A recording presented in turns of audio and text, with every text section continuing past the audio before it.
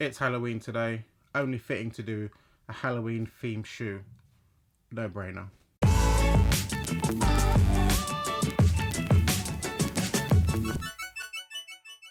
What's good, guys? Ash Bash back again with another sneaker review, and this is for the Nike SB Dunk Low Pro Night of Mischief. So Nike SB is back at it again with another dope themed shoe. This one though is a little bit on the kiddie side, I must say. Compared to some of the other theme shoes they've done, this has a little, I don't know, I guess it's Halloween. Halloween is more for the kids than the adults these days.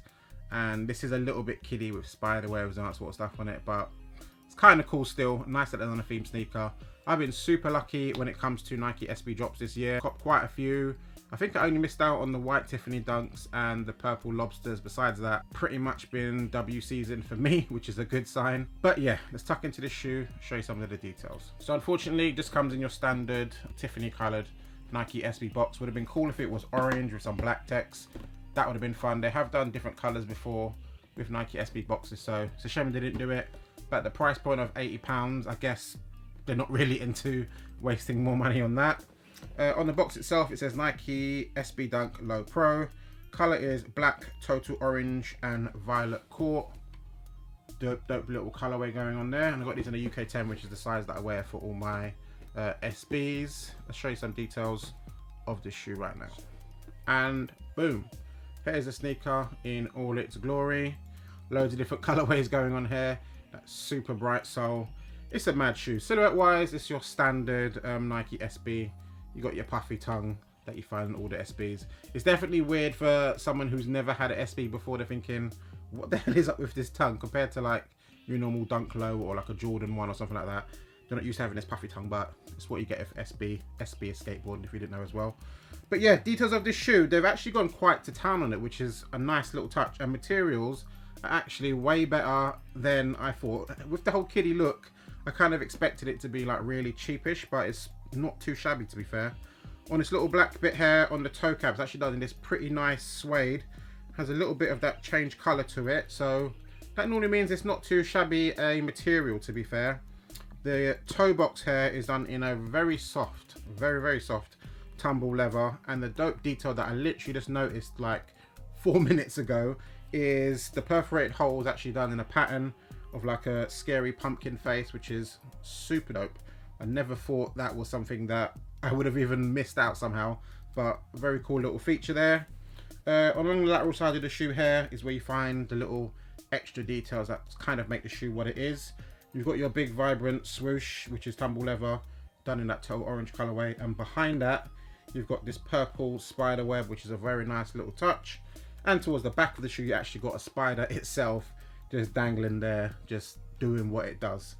Back of this shoe has a nice little detail where it says trick, and the other pair says treat. Of course it does. Very cool little touch there at the back of the shoe. That's done again in this sort of Volt colorway, and the rest of the shoe at the back here is just done in that black suede. Middle side of the shoe is pretty much exactly the same as the lateral side. Same, has the same spider web. The only thing missing is the spider itself detail, but besides that, pretty much the same thing. Laces with the shoe, it comes with these court purple or violet court, whatever they call it, laces, and there are 2 spare laces with it as well, the total orange and these Volt laces. I don't know if the other 2 laces might make this shoe look like too over the top. Like right now it's already a bit crazy. It's a little bit subtle, to be fair, because of the purple kind of calms it down a bit, but if I threw in those Volt laces, it might just be like, whoa, relax, easy now. But it is what it is. Another cool detail is behind the tongue, it actually has this little ghost feature. It's Halloween, ghost, makes sense. And inside the shoe itself, it says Nike SB Zoom Air. It's got a padded insole inside there, and it's got a smashed pumpkin. Another nice little touch to the theme. And the bottom of the shoe, as I was saying before, super vibrant AF. This sort of Volt sole.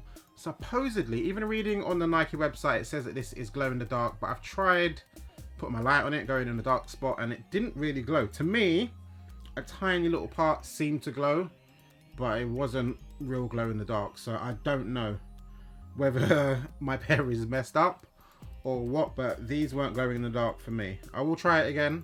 Obviously I'll add it to the video if it does, but from what I've seen it didn't actually glow in the dark, so maybe I read that wrong, but I'll check that up again.